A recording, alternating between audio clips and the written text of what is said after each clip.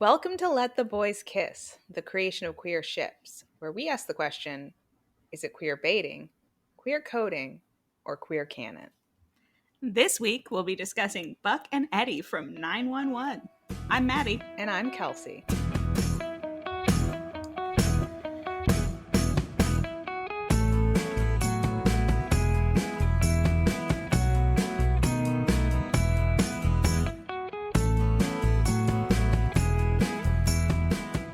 So 911 is a thing that I think you probably didn't even know existed when I first suggested it. Not only did I not know it existed, but obviously this episode has come several episodes into our run of the podcast. And for a while, I would go back to our podcast list and be like, wait, what's 911?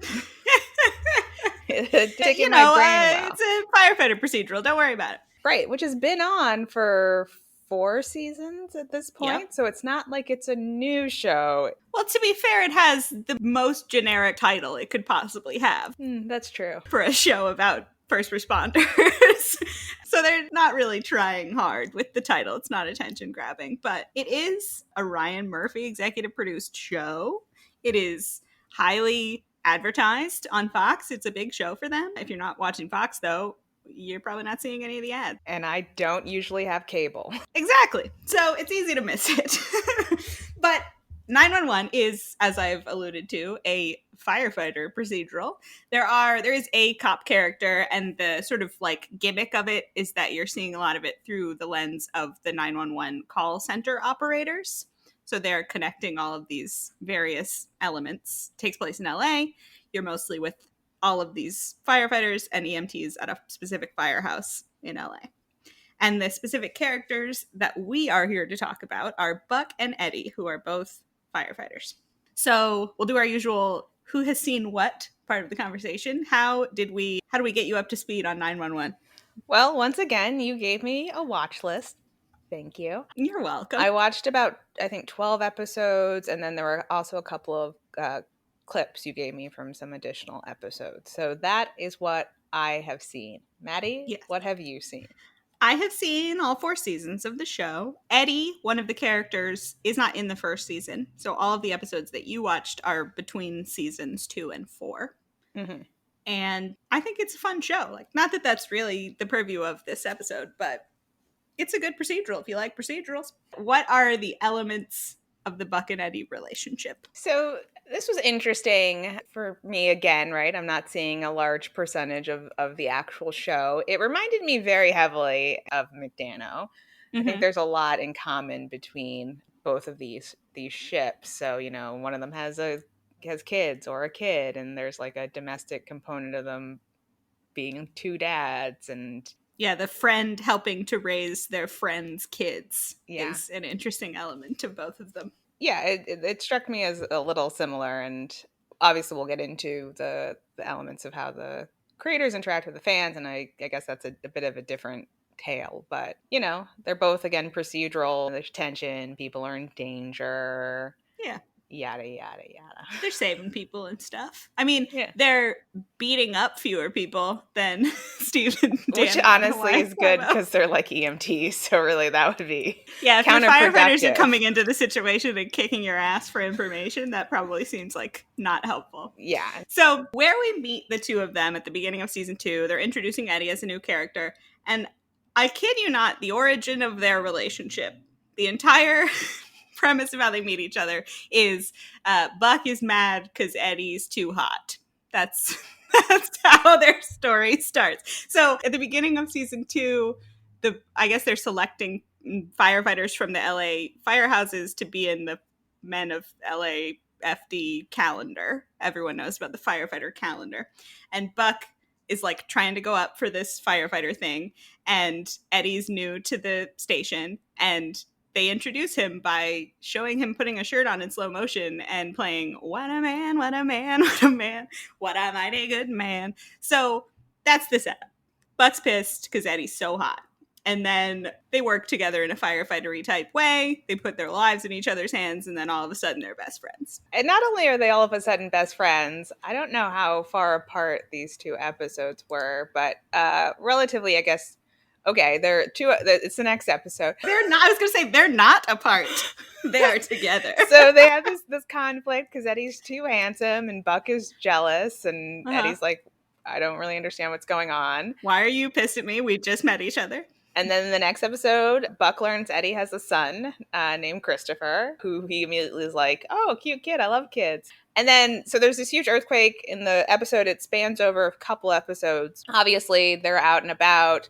Eddie is worried about what's going on with his son because he's a single parent and he doesn't have a great support system in LA yet for his son. And so after, they get through the day, Buck drives Eddie to pick up Christopher from school late. And the look Buck gives Eddie as Eddie is hugging his son is he's in love with him already. Like it's like the third episode that they're together in.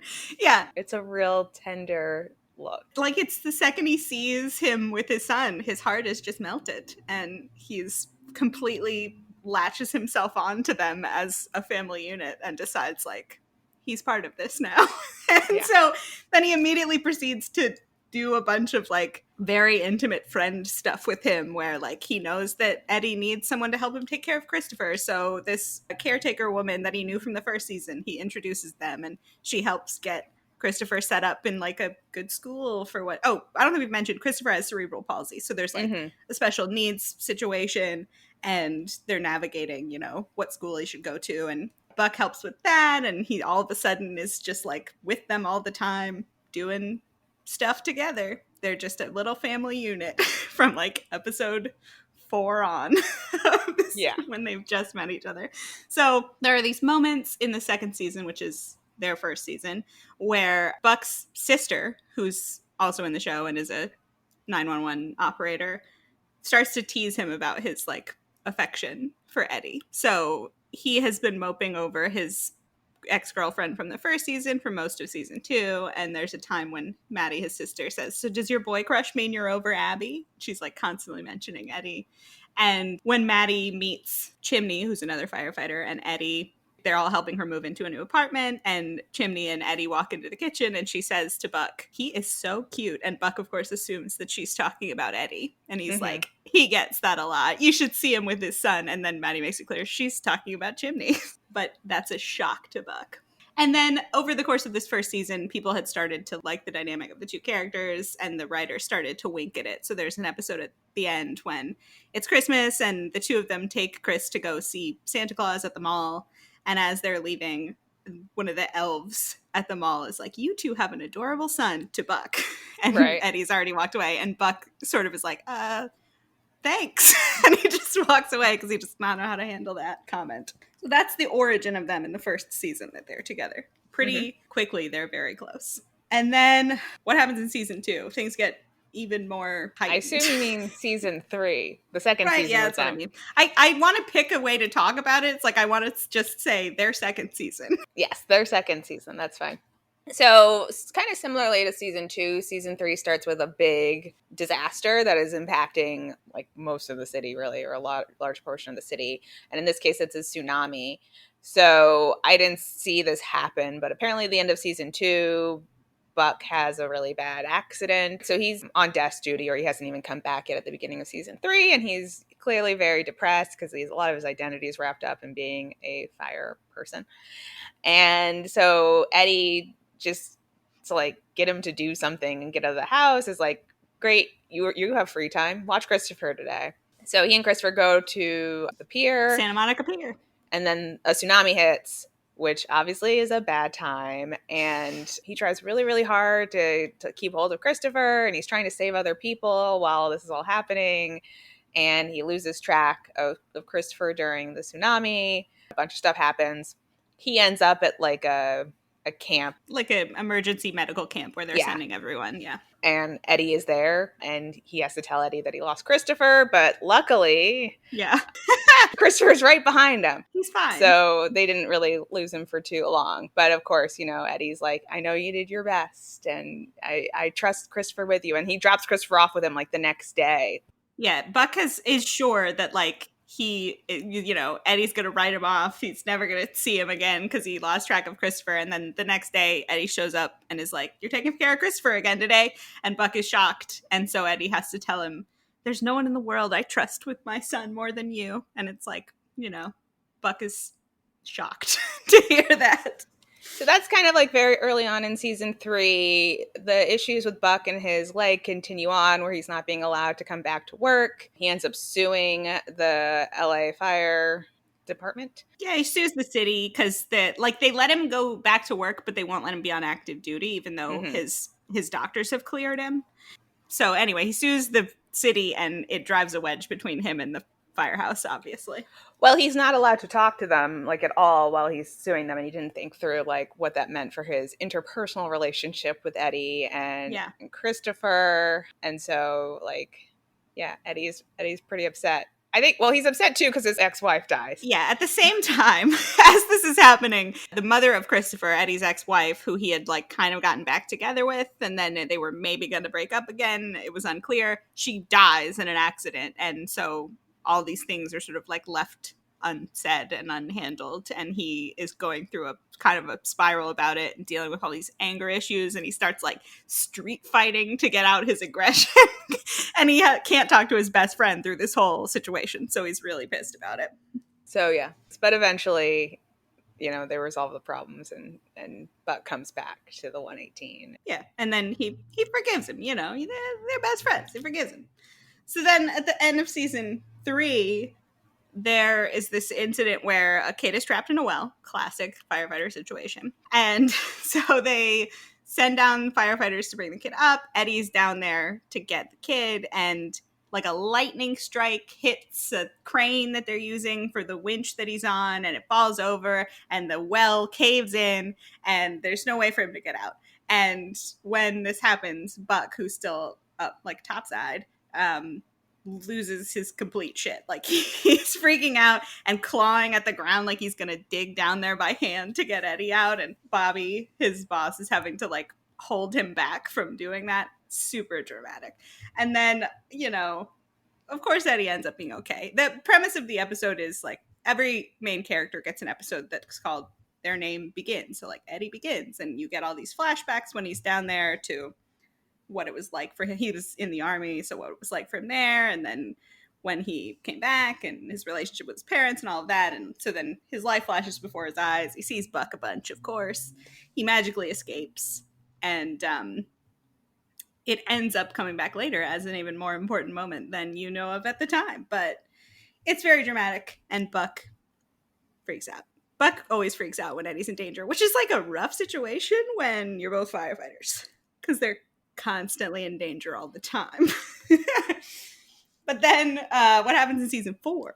So I didn't actually watch too much of season 4. There were a couple of clips, and then I guess is that the finale, the Survivors episode, when Eddie gets shot? So yeah, there's a reason you didn't watch much of season 4, and that is they kind of lean away from their relationship for a lot of season 4, because they each have a lady in their life that's taking up a lot of their personal story time. Mm-hmm. So Eddie starts dating again, which he hasn't done since his wife died. And he's dating his son's former teacher, who a season or 2 ago, they had him flirt with a little bit, and you like thought they were maybe going to date, but nothing came of it. And then they brought her back, and they run into each other in season 4, and they start dating. And then that's a storyline because he has to tell Christopher, and Christopher doesn't take it well, and he runs to Buck. He like takes his dad's phone and orders an Uber and goes to Buck's house, and Eddie has no idea where he is. It's pretty dramatic. But that's what's going on in Eddie's world. And then Buck, this is funny because both of these women came back from earlier seasons. Buck is rekindling a friendship with a woman that used to be kind of like a fuck buddy a couple of seasons ago. Local newscaster person who they had a contentious relationship with earlier on, but then they come back, they become friends for this season. She's very adamant through most of the season that they're not going to get back together and they're only going to be friends. And then at the end of the second to last episode of the season, Eddie gets shot by a sniper who's targeting firefighters. And then, as we've seen, Buck obviously doesn't handle it well. So that leads us into the finale where lots of stuff happens. Yeah, so they have to, track down this sniper, and there's a whole rigmarole with this guy. But I don't know. I think the essential thing, right, to take away is Buck is not handling the fact that Eddie got shot well. He feels it should have been him. Yeah, he has Also, very low sense of self-worth, does Buck. also a little reminiscent of the finale of Hawaii Five-O, where Steve is like, "Take me instead, just not Dano." It is funny that that's so fresh in our memories. Yeah, And there are a lot of similarities, really. And at the end of the episode, Eddie. So wait, you missed a beat, because while Okay. Eddie is in like surgery or whatever, Buck is the one who has to take care of Christopher. So he's the one who has to like make sure Chris is okay, but he's also one that tells Chris that his dad is hurt. All right, and he has a total breakdown, and Chris is like, "Don't worry." Chris comforts him, which is really inappropriate. Chris about his dad. You know? But then he stays with Chris while Eddie's in the hospital, and then once it becomes clear that Eddie's going to be okay, then there is an important scene that I assume will have consequences in the next season. Yeah, So, Eddie reveals to Buck that he's made him the legal guardian of Christopher if Eddie dies. So he's like, "See, you're not unimportant. You're essential." and he announces that he made this decision after the well incident from a full season ago. Yes. And he just didn't mention it to Buck because he was like saving it for a time that he felt like Buck needed to hear it, I guess. It's kind of a fascinating secret to keep. So that's where we leave off with the two of them, where like, oh, I missed one beat. Carla, the woman who takes care of Christopher, meets Eddie's girlfriend in the episode before. Okay. And is like, kind of like, I'm happy you guys are happy, but she's asking him how he actually feels about the relationship. And he talks to her about how great Chris thinks it is, and like Chris is having a great time with her. And Carla is like, make sure you're following your heart, not just Christopher's. And it's kind of like, what's that supposed to mean? As a thing to keep in mind leading into the finale. But that's where we leave off with the two of them for the moment. Obviously, there's more show to come. Yeah, so I think that is important, and we'll loop back around to it. The show isn't over. It's like it's not even a situation where there could be a revival. The show just isn't. No, yeah, over. It's not in danger of cancellation. It's coming back. I just think this might be the first thing that we've actually done where there's not some kind of conclusion so far. Well, Leverage, I think we knew was going to have a revival season when we. But when it was over for a while, so it was over. Yeah, you're right. It's I think the only thing we've done that's actively airing. So that will play into our conversation later on. Mm-hmm. But for the moment, I think that probably gives you the gist of the two of them, and we can move along to what the actors say and do about the ship. Now, the actors playing these characters are Oliver Stark, who plays Buddie, and Ryan Guzman. No, Buddie, who plays Buck. Yeah. And Ryan Guzman, who plays Eddie. And we actually also have a little quote from Jennifer Love Hewitt, who plays Buck's sister Maddie, but we'll get to that later. So Oliver Stark has said a lot of things about Buck and Eddie. He is somebody who's, active on social media and engaging with fans and all of that situation, and has not been shy about talking about this relationship. So I guess I'll give these to you in like vaguely chronological order to see if there's any evolution in what he says about them. So in 2019, which would have been probably after the second season, this is the earliest quote about them. Mm-hmm.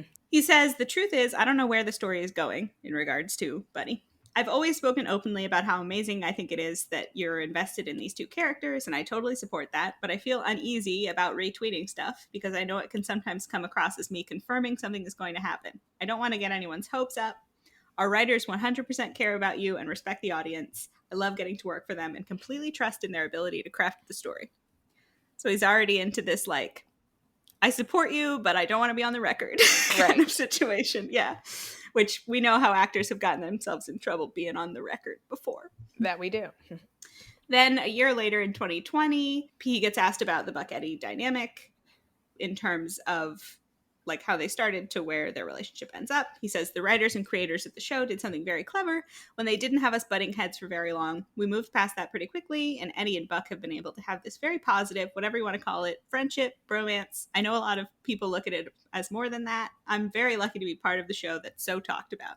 Keeping it vague, PR trained, great answer. They ask if he's seen the fan videos that people make about Buck and Eddie, because it's one of the more common things, I think, in this fandom. Mm-hmm. Sometimes people are more into videos, sometimes people are more into fic. You know how it is. This fandom is not into creating a fan lore page. Honestly, what the hell? Where's your fan lore page, 911? Not just this ship. There is no 911 on fan lore. Yeah. Fascinating. So anyway, they ask him about the fan videos. He says, oh, absolutely. Me and Ryan send them to each other all the time. For me, if that relationship stays platonic or if it were to become intimate, I think there's so much goodness that comes out of it. I'm so astounded by how talented the people who put these fan videos together. They genuinely have careers in editing if they want to move into that. The videos pull on my heartstrings. It's always nice to support the fan work. That's a thing more actors should do, because you can't get in trouble for it. To just be like, you guys are amazing. That's true. That seems like a safe move. Yeah. And then post season 4, which is where we find ourselves now, he gets asked, you're very aware the relationship between Buck and Eddie has become the cornerstone of the show, and showrunner Tim Minier has said that he doesn't want to define that relationship anytime soon. But as an actor, do you feel that at some point soon you want to see some sort of decision made either way about where the relationship actually is or could be going? He says, I really feel for Tim in these moments. I truly believe he's trying to serve the story, the characters, and the audience at the same time and do what he feels is right. I don't say this lightly, but I think he's a genius. I love everything he puts together, so I give myself over to him and give him my trust. I understand what he means when he says he writes a scene and they come to life in a way he maybe did not expect when he created these characters. But he is right when he says there's a definite chemistry between the two of us on screen, and we'll see what happens in the coming season. Always good to just be like, anything could happen. Keep watching. Yeah. Very non-committal. Yeah. When did you realize fans were seeing a chemistry between you and Ryan? Has it changed the way you approach Buck and scenes with Ryan? He says, I don't think it's changed the way I approach the scenes. The job of the actor is to try and play with the most truthful thing within the moment and take into consideration, even subconsciously, the relationship we've built between us as characters. I don't know if there's now a conscious decision made about particular moments. So it's just playing the truth of the moment, and then we see that result on screen. I don't think there was a particular moment where we realized these characters can mean something to each other. Maybe at the end of the earthquake episode when Buck was the one to drive Eddie to pick up Christopher. Thinking back to that shot of Buck sitting in the car and watching Eddie pick Chris up, and now knowing of Buck's childhood, that's certainly a meaningful moment to him to see that parent-child relationship in a way he never quite had. He agrees with you about that moment being very meaningful for their relationship. That look indicated meaningfulness. Meaningfulness. And again, for everyone to remember, that's like the 3rd episode of them and being together. Yeah. One word to describe fans is passionate, and I know you've struggled with certain factions of the fandom, even leaving social media. How have you been coping with that pressure over the years? Do you have a support system or speak to any cast members about it? And he says, not really. And maybe I should, because I get caught up in my own head and thoughts about it. I recently stepped away from social media. I think it's a very intense environment, and things can feel heavier or louder than they were maybe intended. I felt no animosity toward any faction of fans. People have every right to make comments or jokes, but I have every right to remove myself from that situation if it doesn't make me feel good about myself. So it's not a step back forever, but certainly for now, the healthiest thing for myself is to put my attention elsewhere. Honestly, I think more actors should take a step back from social media more often than they do, because it just seems like a rough place. Even if people like you on it, it's like, I don't know, man. That seems tough. So good for him. Take a step back. That brings us to Ryan Guzman, the other half of our pair, who says less. Mm-hmm. I guess I would be remiss to say there was like a little bit of a Ryan Guzman scandal the last year involving like race stuff, and he said a thing about like people should be allowed to say the N-word with their friends, and then everyone else in the cast had to rebuke him. So he's got a lot going on social media. Okay, this is news to me right now. You're learning. You're really blindsiding me with this Ryan Guzman information. I was going to say he doesn't say as much about them, but then I felt like I can't leave out that side of what he does say on social media. You're right. It's not super relevant to this conversation, right. But good to know. Anyway, my one quote from him. about Buck and Eddie is they asked him, people seem really excited by Buck and Eddie's bromance. Did that surprise you? He says, oh yeah, that's the ongoing conversation that Oliver and I always end up talking about. We'll start sending pictures around of people that have tweeted us or Instagram us and be like, have you seen this one yet? And in fact, there was one video where they took a bunch of pictures of me and my fiance, and in the middle of the video, they scribbled out my fiance's face and put Bucks in. So we were having fun with it. We were laughing about it, but I don't think we ever thought that it was going to grow to where it is now. I think we just thought, okay, these guys are going to get along and they're going to become best friends. But this whole bromance thing and the brothers feel is all new that we didn't expect. So I feel like that's more traditional, like bromance brothers answer that people usually give in these sort of situations. Not as much of Oliver's reaction. But my favorite probably, and I had to throw this in, is Jennifer Love Hewitt. She is on Cameo, as all of the fun actors are these days with their free time. So somebody had her make a cameo, and I guess they mentioned Buddie. And in her response, she says, I hear that you insist Buck and Eddie will be a couple. Well, let me just say this. I think so too. I'm rooting for it. I think it would be amazing, and I'm constantly joking with both of them about it. So we've got one fan in the cast, I guess I should say. Again, very similar to the only person we found really supporting it in McDano was Michelle Forth. Michelle Forth! I mean, yeah. Although Jennifer Love Hewitt does not seem to get in fights with people on social media, so no, I mean, that part's different. But in terms of who's most explicitly being like, yes, I would love to see it. In that situation, she was a love interest for one of those guys, so that made it a little bit different, unlike Maddie here. But it is a little bit easier when you're not one of the guys to be like, I love it. They should get together, than when you're one of the actors and you have to be like, I don't want to get in trouble. I don't want to tell anyone that we're definitely going to get together or that we're definitely not going to get together. You can say you love it. Anyone can be Oscar Isaac. That's true and not true. No one else can be Oscar Isaac. The man is incredible. Yeah. But anyone could try. It does take... That's right. You can aspire. And we can all aspire to be Oscar Isaac. And be out there actively demanding that the studio let you kiss your co-star. Yeah. But that is where we are with the actors. And we normally would segue into Tim Minier, but I think we're going to save that for the end with the fan-creator interaction and all that.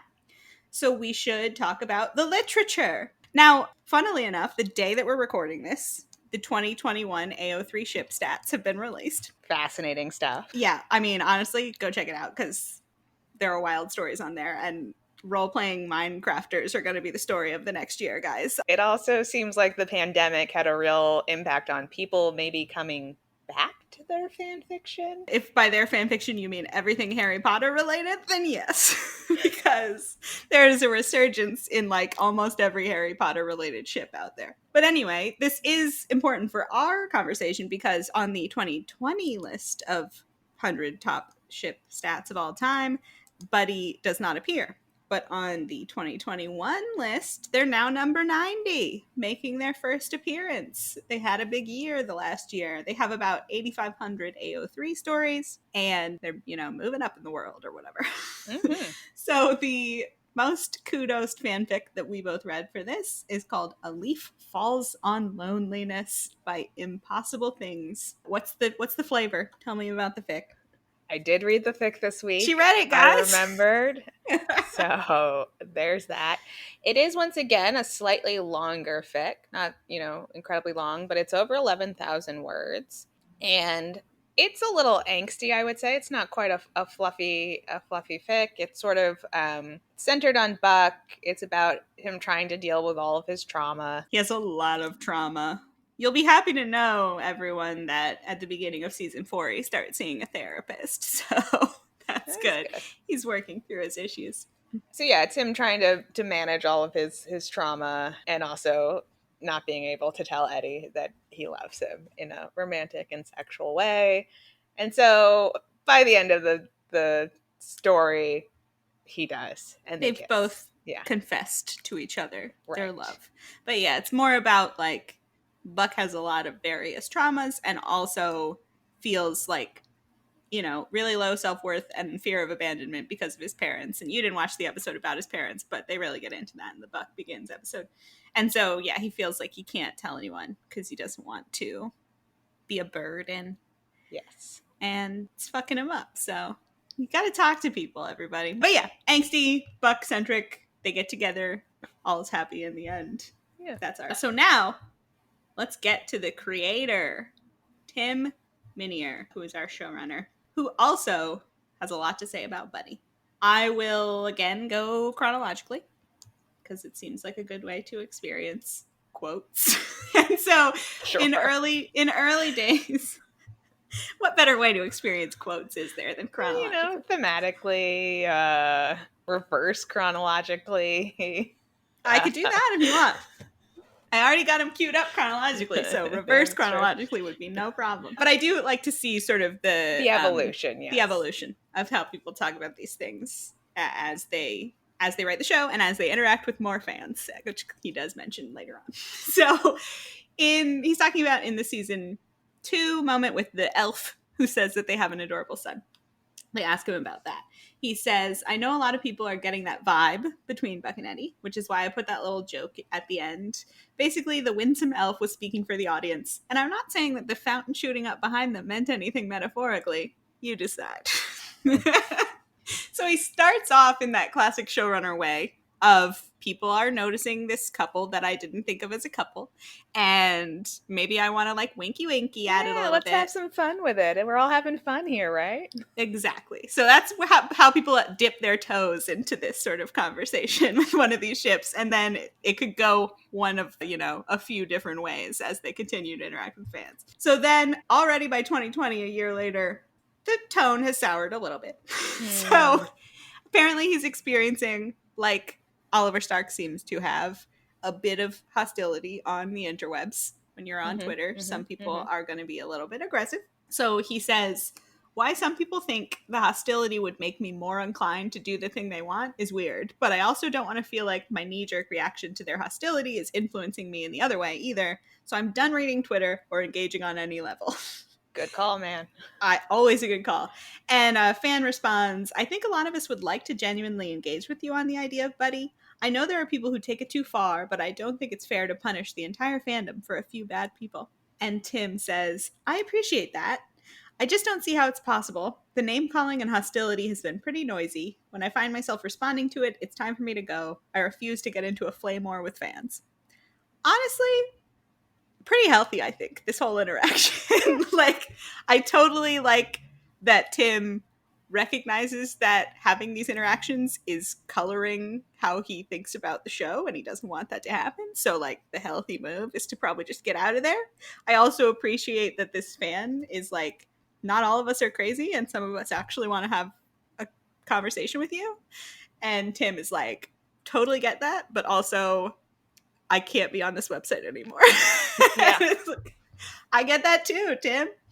So yeah, clearly, like, whenever you dip your toe into this sort of conversation, there's going to be visceral reactions from the fans, and you can handle that in a couple of ways. And I know we've seen many showrunners in the past who have met with like conflict with fans, and it has soured them on the entire concept of whatever the fans are asking for. And so I think it's interesting to see Tim be like, I don't want to be swayed by this, so I should just leave. Like, I think that's probably a good move. So then that's 2020. Now we find ourselves 2021 after the most recent season. So what does he have to say for himself about where we are with the relationship right now?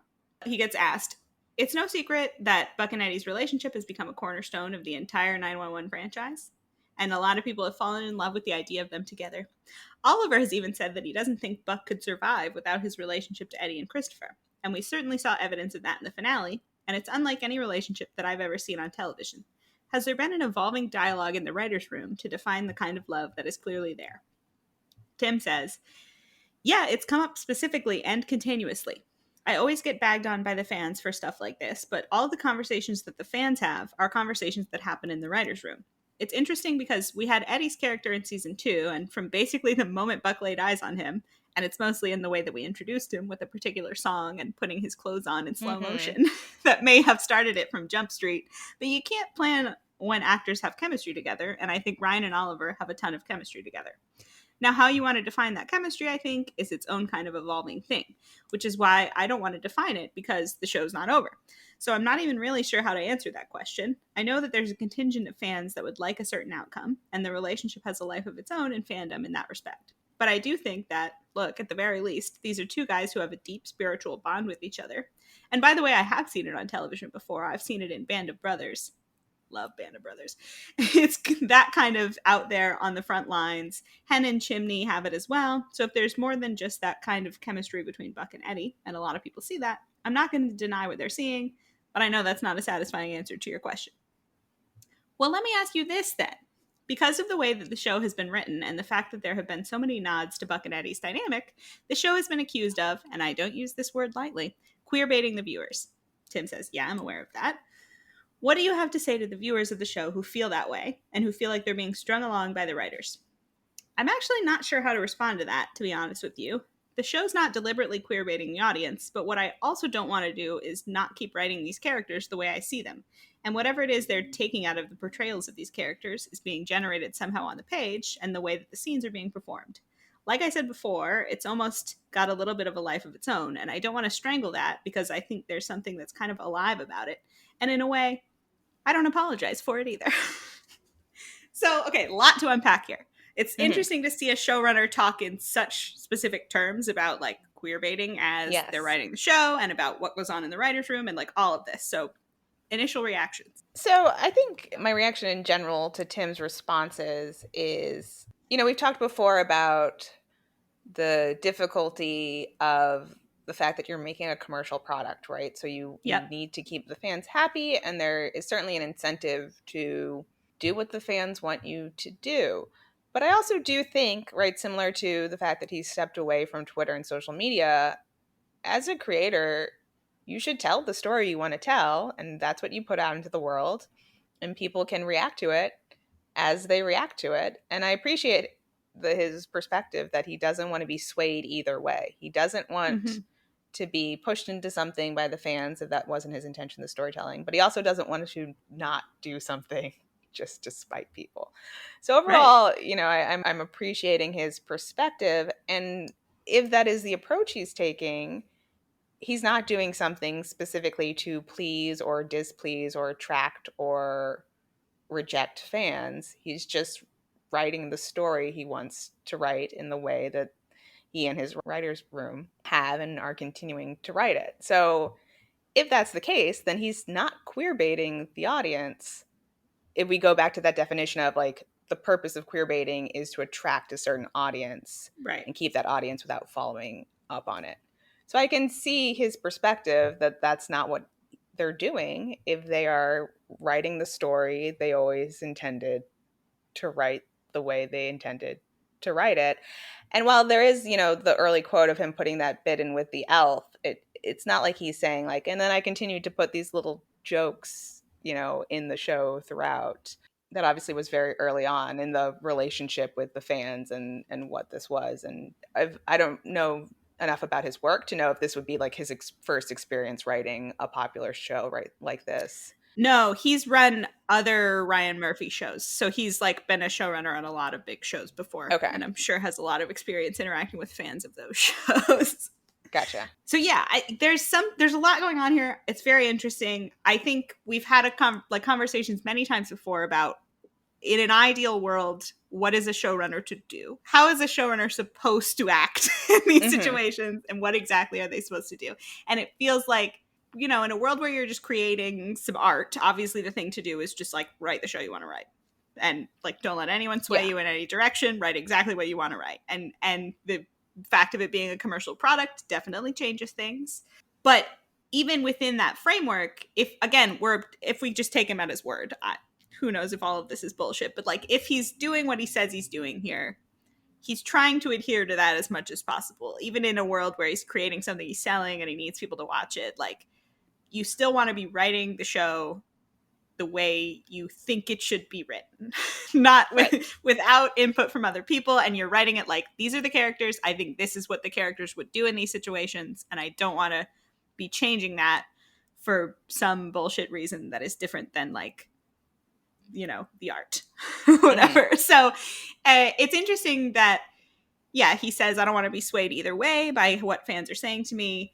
And they're asking him, are you queer baiting? And he's like, I don't want to not write the relationship being the way it is, like this, you know, the intimate beats of their relationship, because then people will accuse me of queer baiting. Because it's like, this is exactly how I think the relationship should be. And also there's this outstanding issue of it's not over. Like, we have no idea if this will never be paid off in any way, or like, you know, if they're gonna get closer and closer and closer, and then in the last episode they're each gonna get new wives or something. Like, we don't know what will become of it, and so it's hard to refute anything that he's saying. Like, if in his mind they're just writing the story as it's supposed to be written.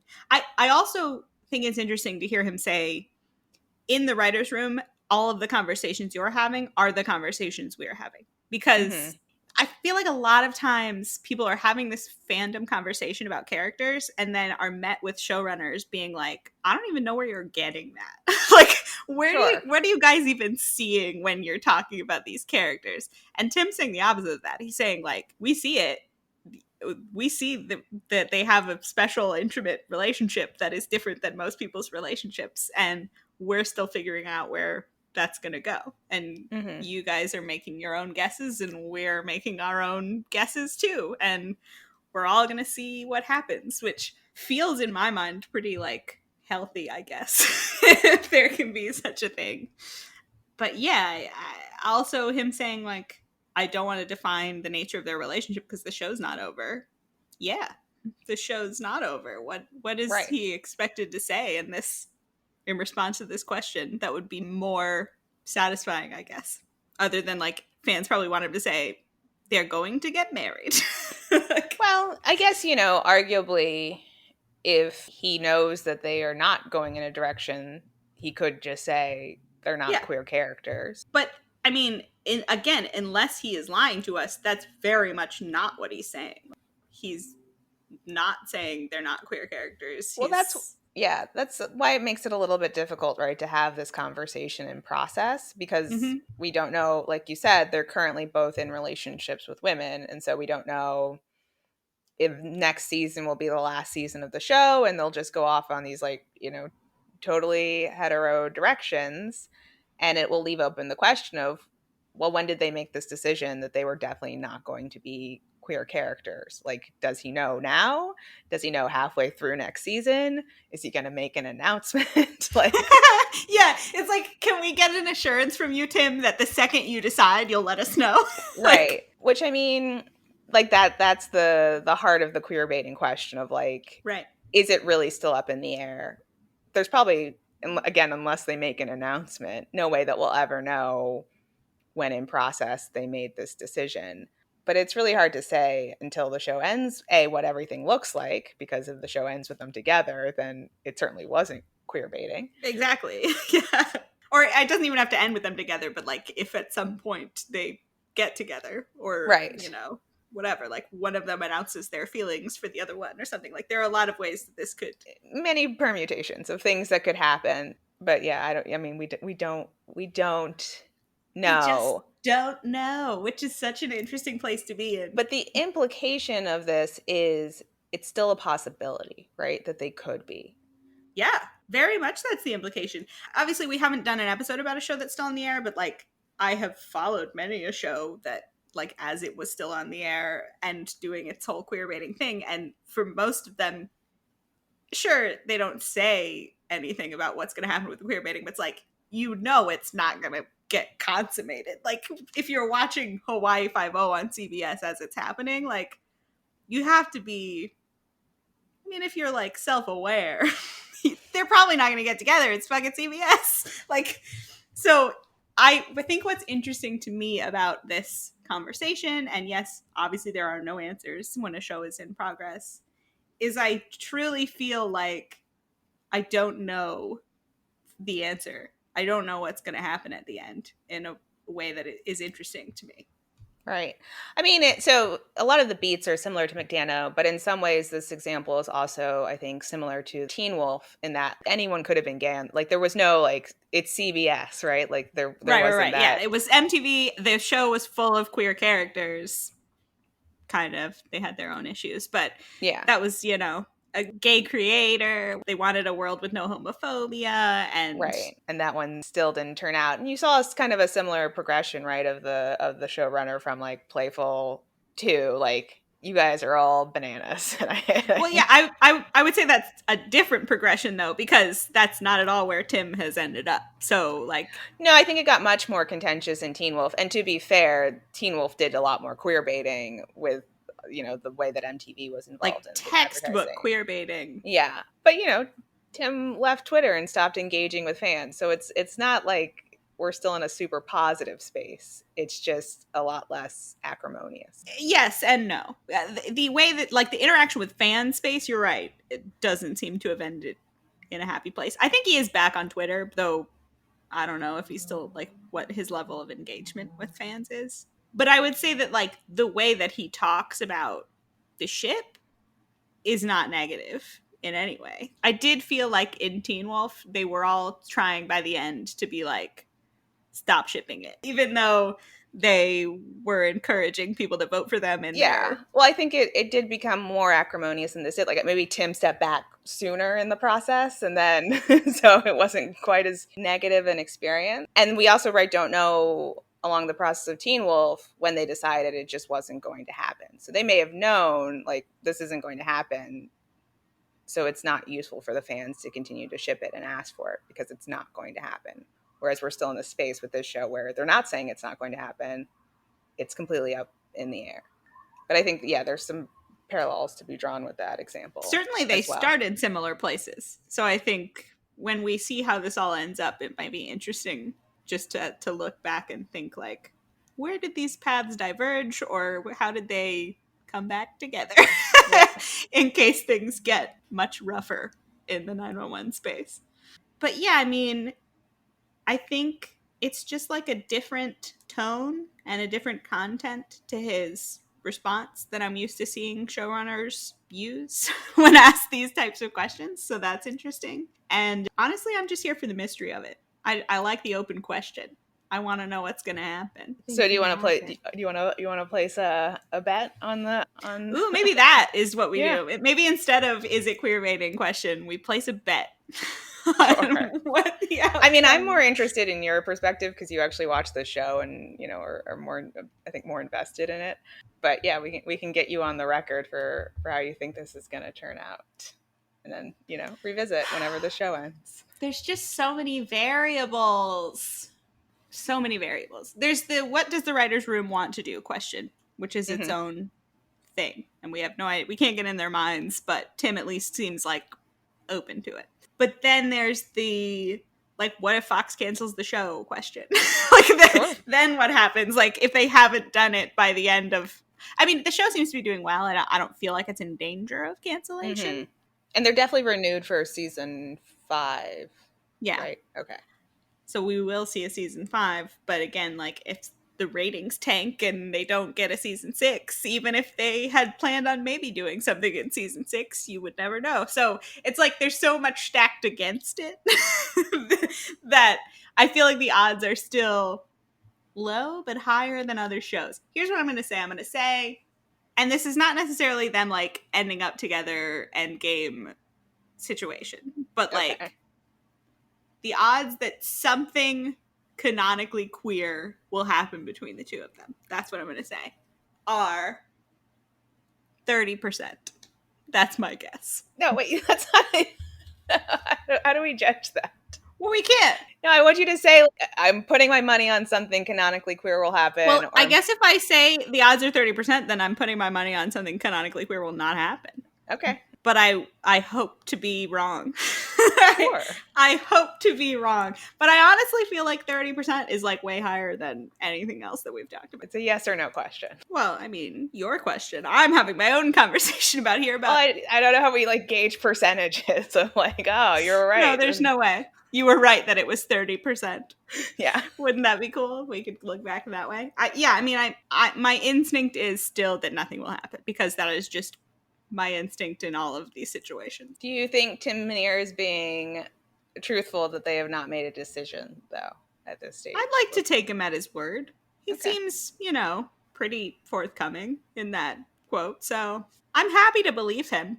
Like, even though I still think it's not going to happen, more than in any other conversation we've had, I think it could. And that is, there's like, that makes me, really more than the Hannibal or the Leverage with the oh, no. revivals? Well, I mean, in Hannibal, those things are canon. I don't know, again, to what extent, if there's a new season of Hannibal, if the two of them are going to make out or whatever, I have no idea. But like, in those worlds, the showrunners have said they're in love. It's in the fucking show that the Hannibal is in love with Will, and, you know. Well, again, these are the conversations we're having about like what actually has to be on the screen, you know, and what can just be what the creators say. Obviously, yeah, you're right. In Hannibal, he asks if Yeah. Hannibal is in love with him, and she says yes. Like that, it's on the that's screen. true. Like, Yeah, that's true.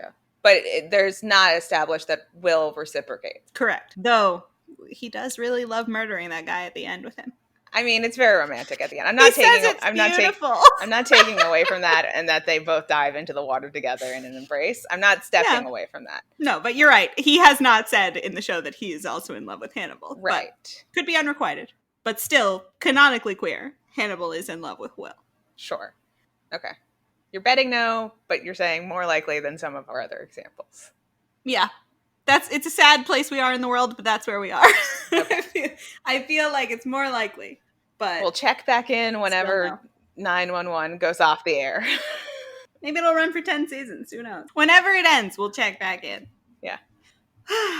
All right. Well, I guess we can't really do like, why isn't it canon? It's not canon because the show's not over. So we'll see. Do you have a feeling about queerbaiting? Should we be ranking it on a scale? Do we want to gender swap the characters? Oh, yeah. I definitely want to gender swap the characters.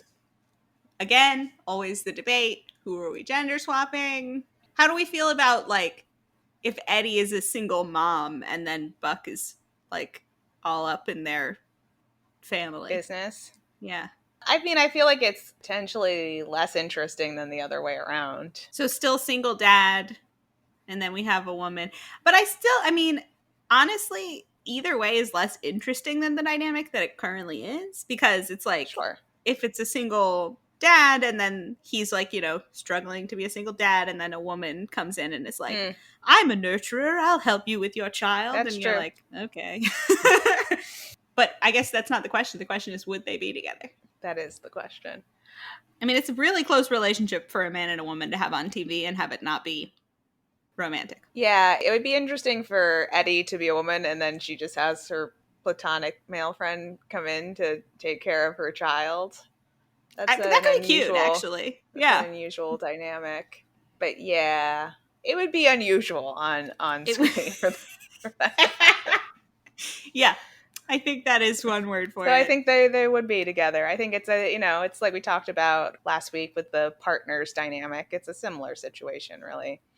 Yep. Because the only woman on the squad is Hen, and she's a lesbian. So they don't have any straight female lady dynamic. Yeah, you're right. There's no like test case on the show of what it's like for a straight woman to be a friend with somebody on the squad. All right. So yeah, gender swap test. They'd probably be, maybe a couple. Male, female friends are not often out here helping each other. Raising kids together. Kids. Yeah. It could happen. It could. I'm not saying it can't. But on TV, not very frequently. I struggle to think of an example on TV. Yeah. All right. Well, that's 911. There's not a lot of conclusion to this episode because the conclusion is like, stay tuned. We have to see. Yeah. Let's see what will happen. Do you want to read fan fiction more? I mean, I don't feel like a ship that you don't care about at all probably didn't do much for you. No. Yeah. I mean, the fan fiction was fine. Yeah. It's all fine. Everything's fine. So, what are we doing next week? This is a special case. We're doing our first listener requested episode, Gotham. She might have forgotten she requested it at this point because it was so long ago. It was a while ago that this request was made, but we getting to it. Be talking about Ed Nigma and Oswald Cobblepot, who are the Riddler and the Penguin on Gotham. Yes. Their ship name is Nigma Bullpot. Delightful. Now, neither of us had watched any Gotham prior to receiving this suggestion. Mm-hmm. Apparently, like, the core of the relationship happens in season 3. You've watched it, I still have to, but we'll get into it. I'll discuss this when we get into it, but I started watching it and I couldn't stop, so... Yeah. It teen wolfed you. Yeah, it teen wolfed me. But we will get into that more next time, not next week. I'm training myself. In the meantime, if you have thoughts about 911, I would like to hear your predictions if you have them. I know I was hesitant to give an actual prediction, but like, let us know yours. If you have comments, questions, concerns, etc., reach out to us at ltbkpod@gmail.com. Find us on Twitter and Tumblr at ltbkpod. And if you're enjoying the podcast, tell a friend. New episodes of the pod come out every other Friday at 6 o'clock Eastern, wherever you get your podcasts.